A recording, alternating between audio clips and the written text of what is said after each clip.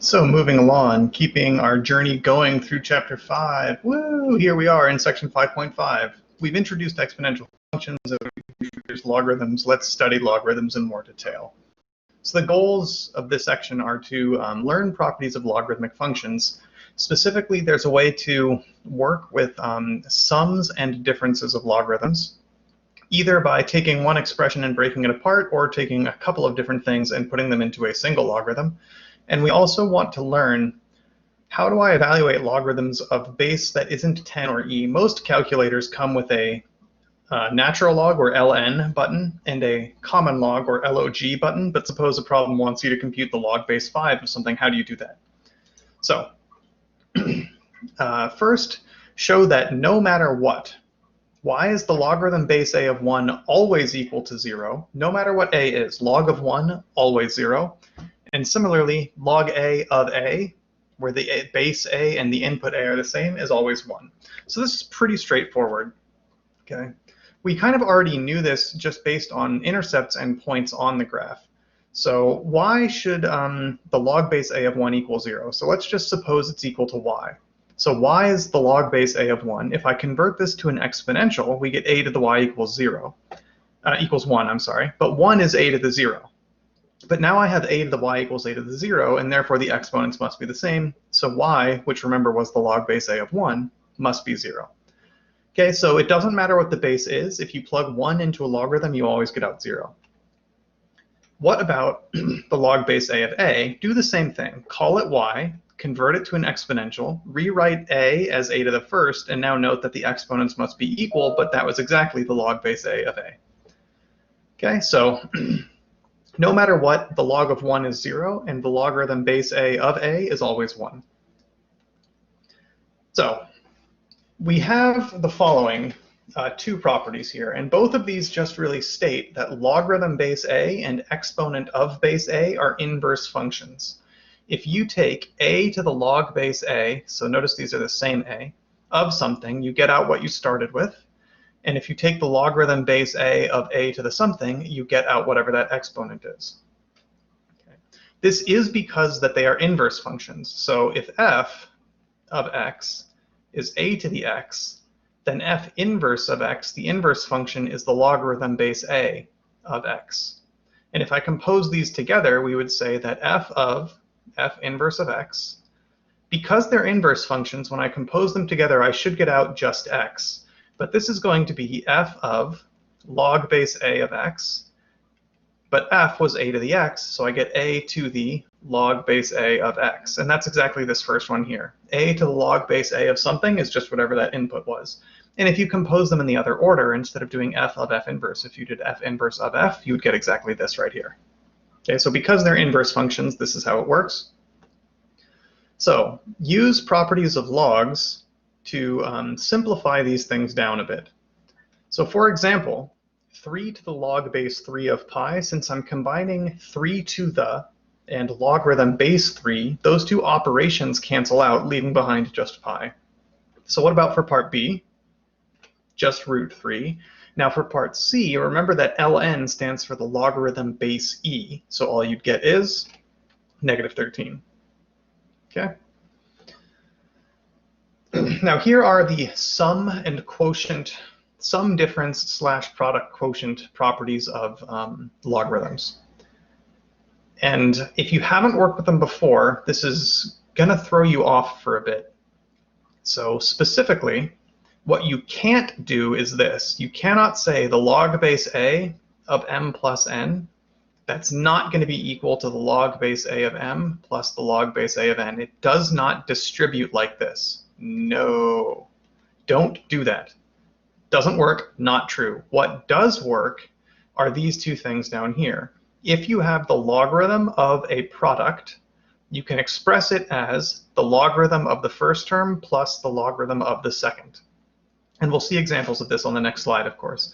If you have the logarithm of a quotient, the logarithm base a of one number over another, it's the logarithm of the numerator minus the logarithm of the denominator. And there are a couple of sort of ancillary properties that go along with these. If you have the logarithm of something to a power, then you can bring the power out to multiply the logarithm. And then this last one here just says you can convert any base, no matter what a is, if you have base a, you can convert it to have base e with a different exponent. And this last one is worth looking at in a little detail, because what is the natural logarithm, excuse me, of, whoops, cross that out, I'm sorry. So what is the natural logarithm of e to the a?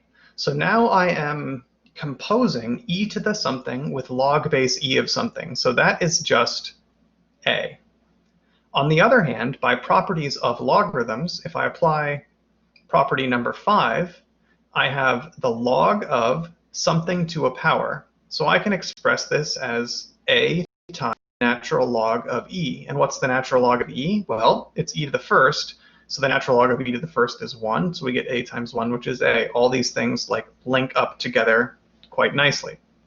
Okay, but they're also inverse functions in the other composition. So instead of saying the log of e to the a is a, I could also say e to the natural log of a is a. They're inverse functions in that compositional order as well, which means a to the r can be rewritten as e to the natural log of a to the r, because I've just replaced that base a with the same number e to the log of a.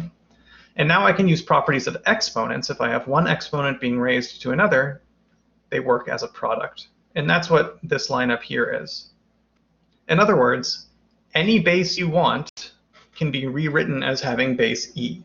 And since exponential and logarithmic functions are inverses, that really means any logarithm you have, you can rewrite as being a natural logarithm as well. And since natural base e and natural logarithm work the most nicely in calculus, it's why that's basically what we always use. You're not obligated to, I'm just letting you know.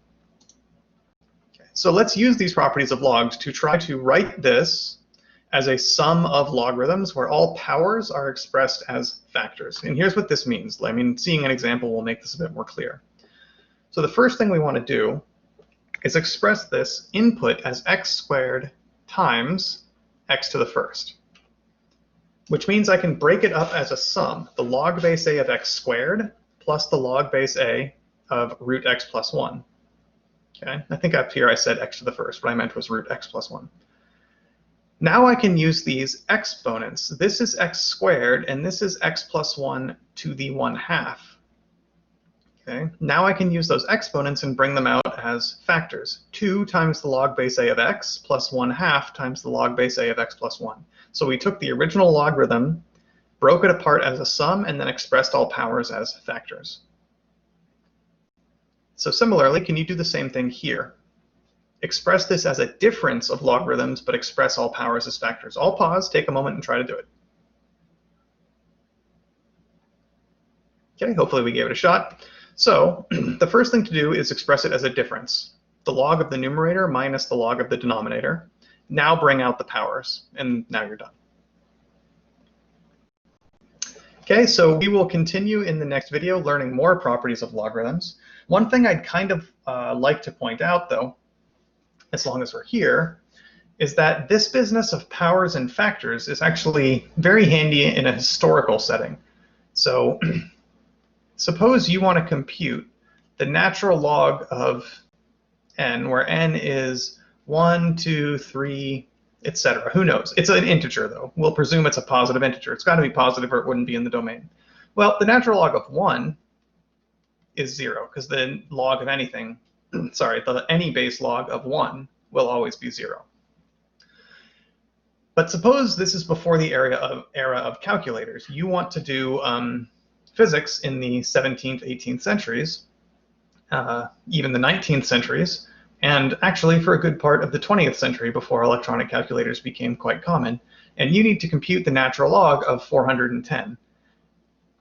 How are you going to do it? So the short answer is they were actually just like books.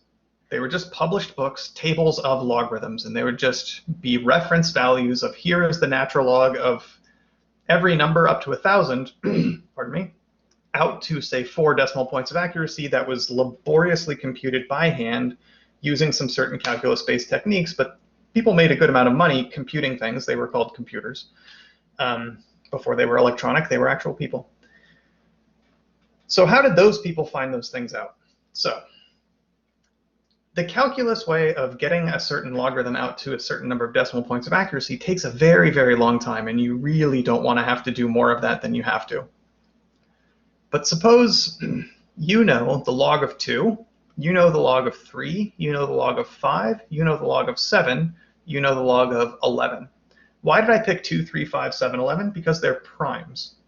So now consider, for the sake of argument, the natural log of, let's go with,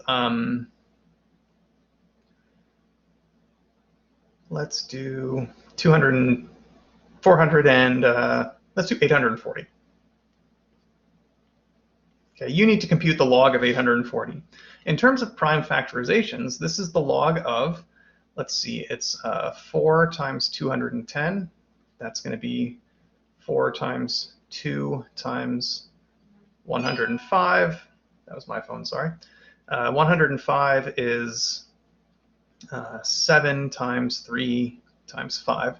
So 2 times 4 is 8. So I've got my prime factorization. This is the log of 2 cubed times 3 times 5 times 7.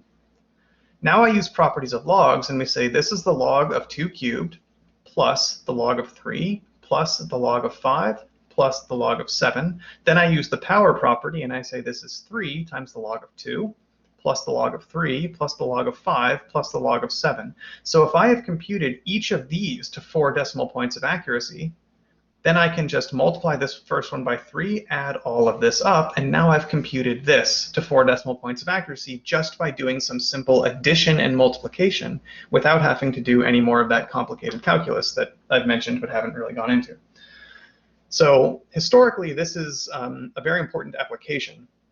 The fact that logs respect powers and quotients this way allowed people to give reference values for what logarithms of various numbers were, so that even before the era of electronic calculators, you could have a reference volume that had these computed out, and then you could actually, compute certain probabilities of, bridges collapsing. You could do astronomical calculations, etc. Anything involving exponents and logs you could do just by using these reference tables.